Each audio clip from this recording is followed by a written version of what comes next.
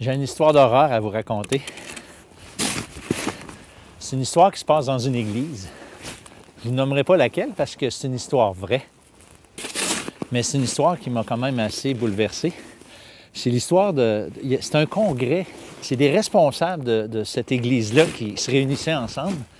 Et puis, il faisait un froid incroyable.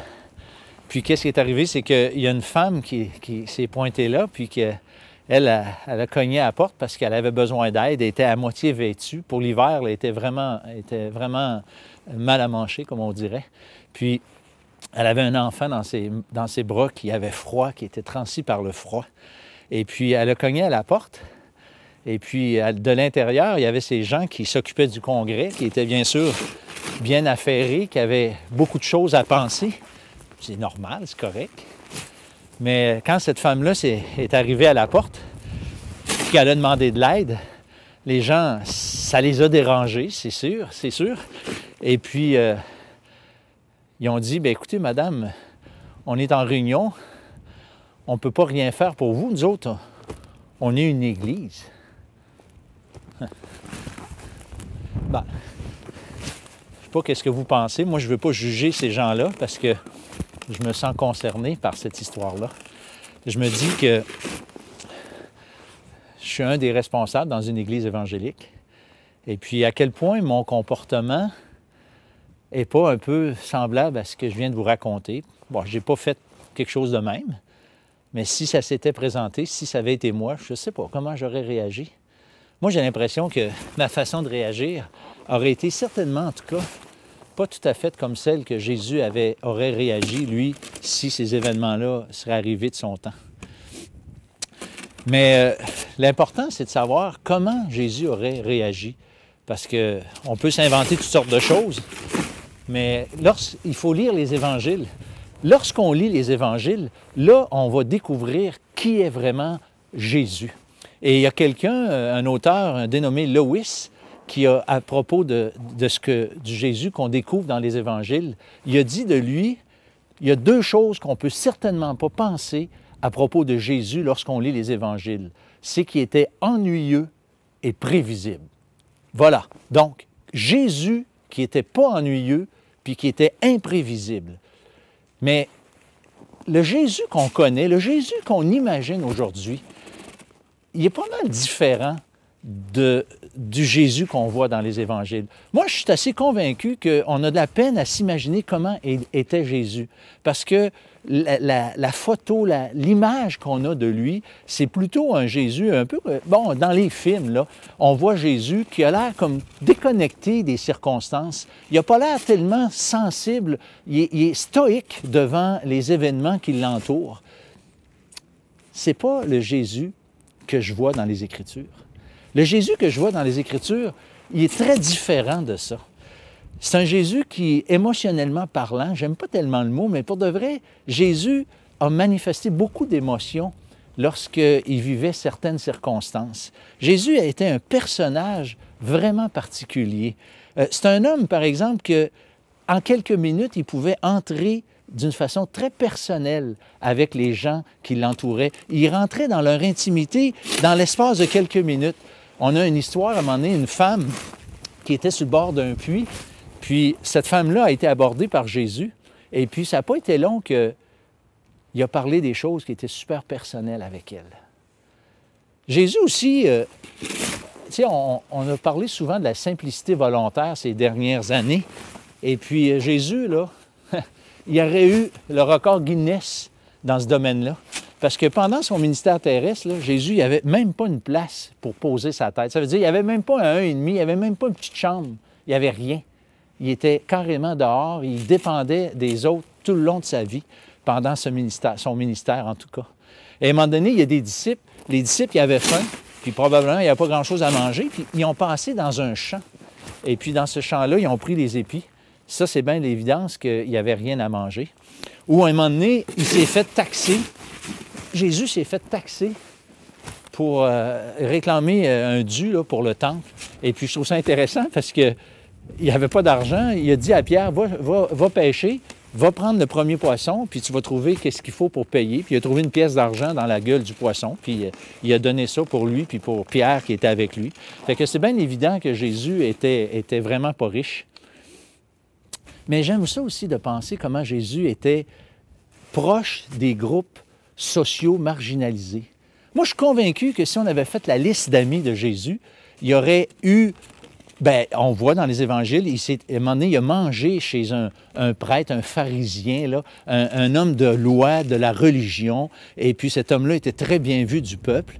Et puis, à un moment donné, on le voit aussi qui est attablé avec des personnes, des gens de mauvaise vie, nous dit la Bible, autrement dit, des gens qui avaient des mauvaises réputations. Jésus, on l'a même accusé à un moment donné d'être un buveur puis un mangeur, tu sais, quelqu'un qui profitait de la vie puis qui se foutait de tout. C'est pas vrai, sauf qu'il y avait tellement une liste d'amis disparate que c'est comme ça qu'on l'a identifié. En tout cas, mais qu'est-ce que je trouve encore bien intéressant de sa personne? C'est le fait que Jésus, il était très sensible autour de lui. À un moment donné, il s'est ramassé dans un enterrement, un cortège funèbre, et puis il y avait une femme qui était veuve et qui enterrait son fils unique. Cette femme-là était, bien sûr, profondément peinée, dérangée, bouleversée. Et puis, nous, c'est facile de passer à côté d'un convoi funèbre, puis on ne sait pas trop c'est qui, mais ça ne nous dérange pas, on passe tout droit. Mais lui, Jésus, il ne passait pas tout droit. C'est marqué, il a été ému de compassion. Il a vraiment été comme... J'aime ça, penser que ça lui faisait mal dans les tripes, parce qu'il était sensible à la misère qu'il y avait autour de lui. Et puis, je pourrais parler tellement d'affaires à propos de lui, parce que si on lit les évangiles, là, on découvre tellement de choses. Mais j'aimerais quand même vous dire une raison pour laquelle je pense Jésus était si merveilleux quand on regarde les évangiles. C'est que Jésus, il était le Fils de Dieu. Jésus était Dieu fait homme. Il était 100% Dieu, 100% homme. Et puis, à un moment donné, dans un même récit, on voit autant l'humanité de Jésus que le fait qu'il est Dieu. Il était à un moment donné dans la barque, il était tellement fatigué, tellement brûlé qu'il dort. Puis il dort quand il faisait tempête. Mais juste un peu après, il se réveille, on le réveille, et puis là, il dit à la tempête, « Tais-toi! » Et puis là, c'est marqué, il y a eu un grand calme. Les disciples qui étaient là, ils n'en revenaient pas, ils disaient, « Hey, c'est qui, lui, qui peut dire au vent et à la mer de se calmer? » Et puis là, ils ont réalisé sans doute que il n'est pas juste un homme, il est vraiment le Fils de Dieu. Mais il y a une chose par rapport à comment Jésus était, savez-vous, c'est le fait qu'il s'est fait serviteur. Jésus, dans l'Évangile de Marc, c'est marqué, « Le Fils de l'homme est venu non pour être servi, mais pour servir et donner sa vie pour la rançon de beaucoup. » Il est venu pour servir. Lui, le Fils de Dieu qui était dans la gloire, est venu dans ce monde pour être servi, pour servir, je veux dire. Ça, c'est incroyable. Puis il est venu, ça c'est encore plus merveilleux, il est venu pour donner sa vie. Imaginez quelqu'un qui naît dans le seul but de mourir. Et à un moment donné, Jean-Baptiste, lorsqu'il a commencé son ministère, Jésus est arrivé auprès de Jean-Baptiste.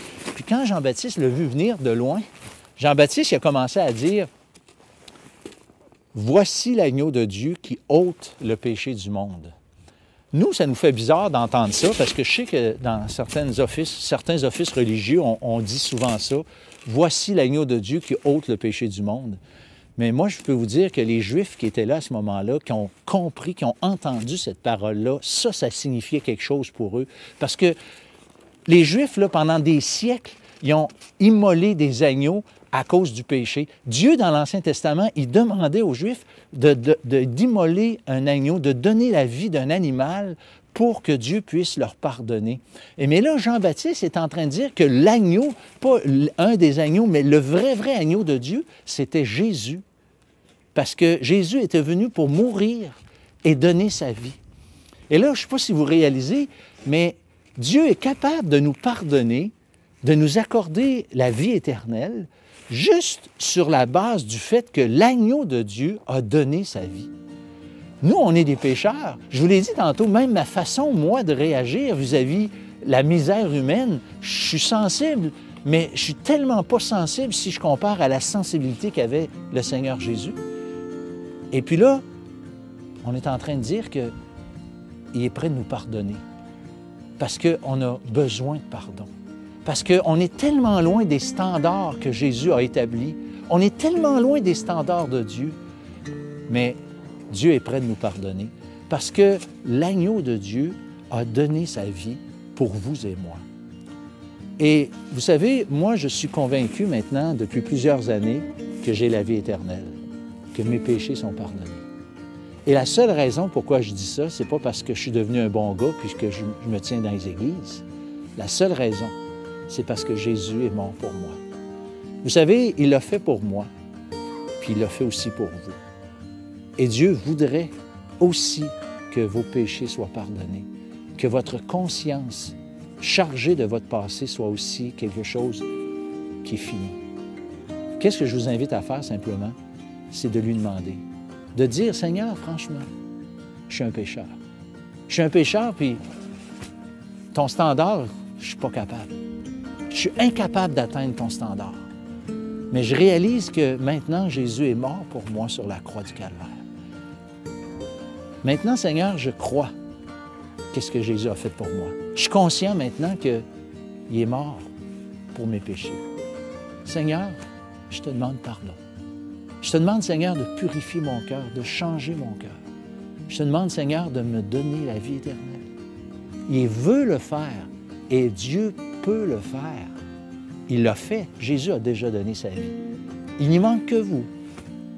Moi, je vous encourage à le considérer sérieusement.